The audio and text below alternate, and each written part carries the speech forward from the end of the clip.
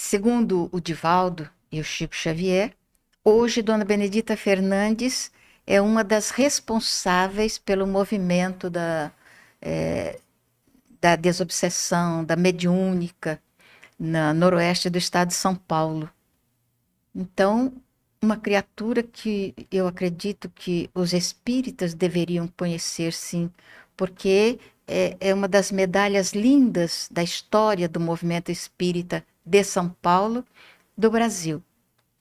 O, o César Perry de Carvalho, que foi presidente da Federação Espírita Brasileira, escreveu um livro contando a vida dela. Chama-se A Dama da Caridade. Conta a história de Dona Benedita. Vale a pena conhecer, porque é um dos espíritos que toma conta do movimento espírita no interior de São Paulo. E eu tenho a alegria de saber, soube por intermédio do Divaldo, que ela me acompanha nas minhas viagens e me inspira em muitas das minhas palestras. Isso me deu uma alegria muito grande. Então, às vezes, eu percebo a presença dela.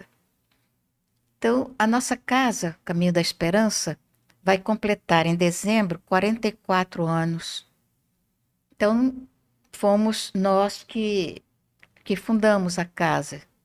Eu, meu marido e mais um grupo de pessoas. Então, e Dona Benedita tem sido um amigo espiritual que tem orientado as diretrizes da casa. E uma ocasião eu estava chegando no centro e eu ouvi ela dizer: Você já reparou na fulana de tal, uma companheira da casa? E eu disse: Não. Eu estava sempre ali junto, eu nunca, especificamente, nunca reparei, né? Aí ela disse: Repara. E eu comecei a perceber que a companheira estava muito triste, estava meio ensimesmada, meio afastada. Aí eu fui conversar com ela, chamei. Falei: O que é que está acontecendo? Aí ela contou que o marido estava indo embora, estava abandonando a família. E ela estava muito triste por causa disso. E contou as histórias todas, dessas histórias que são tão comuns na atualidade. De repente, a pessoa, o amor acabou. Não tem noção de que não existe amor ainda aqui na Terra. Mas o amor acabou e ele ia embora. E ela estava triste por isso. E eu então pensei, falando para o espírito amigo, pensei, falei: está acontecendo isso. E o que é que eu faço? A resposta você não vai acreditar. Não sei, o problema é seu. Você é dirigente da casa, você é espírita. E eu fiquei com o problema na mão. A batata quente estava aqui na mão. Eu pensando: o que é que eu vou fazer? Meu Deus do céu, eu sou talvez uma pessoa retrógrada, como muita gente pode acreditar. Eu acredito no casamento e acho que o casamento é uma instituição que, segundo a definição de Allan Kardec, é uma das leis humanas mais consentânea com a lei divina. Então, eu sou contra separações. E eu falei: e agora, o que é que eu vou fazer? O, percebi que o senhor estava resolvido e ele não era espírita e não ia haver mudança nenhuma. Eu falei: eu tenho que tirá-la desse fulcro de sofrimento em que ela se encontra. E nós fizemos por 32 anos o feirão beneficente para a Mansão do Caminho, lá no Rio de Janeiro.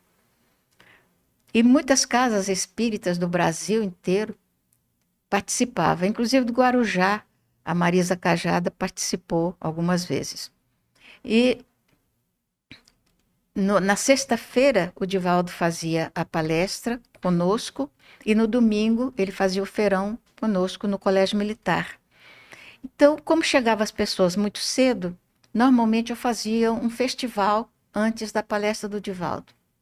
E eu pensando o que é que eu ia fazer com a nossa amiga, eu cheguei para ela e disse assim: minha filha, você vai declamar na sexta-feira, na palestra do Divaldo lá na UERJ. Ela falou: de jeito nenhum. Ela é professora universitária. Ela falou, de jeito nenhum, eu não consigo memorizar nada, eu não tenho jeito para declamação, não vou fazer nada. Eu falei, minha filha, você não entendeu direito.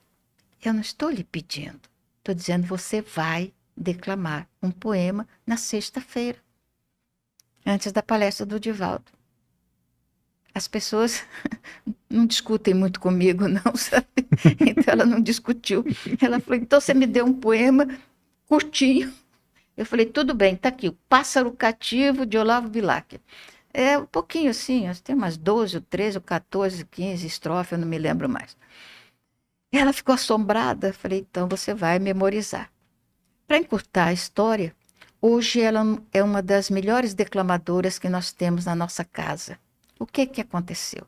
O marido foi embora, casou com outra, e ela é uma servidora espírita, não tem nenhuma animosidade contra ele, toma conta dos filhos e não pensa mais no assunto.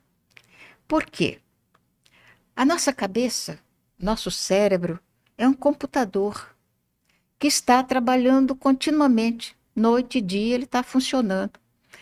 E se você prestar atenção, ele funciona mais no aspecto negativo do que no positivo durante o dia. Se você ora durante algum tempo. Depois você está perdido lá nos seus problemas, as suas preocupações de trabalho, de amizade, de família, etc, etc. Então, o pensamento voa, como diz a música popular, como o pensamento voa. E, normalmente, o teor dos pensamentos que vigem na nossa cabeça são muito mais negativos que positivos. Quando você começa a se dedicar a memorizar poemas, o que acontece?